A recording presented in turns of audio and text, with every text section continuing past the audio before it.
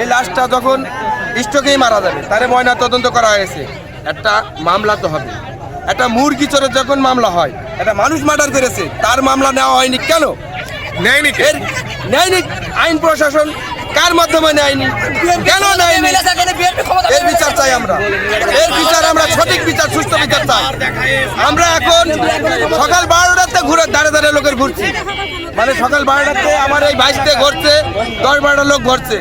ময়না তদন্ত করা হয়েছে, তার মামলা নেবে, মামলা নেওয়া হয়নি কেন হয়নি?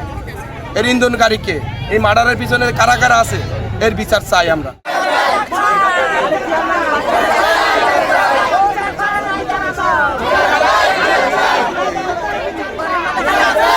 বর্তমানে সাবেক চেয়ারম্যান আছে, ওনার মাধ্যমে আমার মনে হয় এই মামলাটা নেওয়া হচ্ছে না। আর এর নেপথ্যে আছে আব্দুর রব।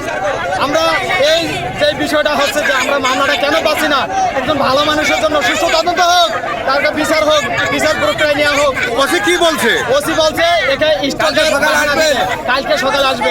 আমরা লাস্ট আজকে এই ওসি বিচার চাই।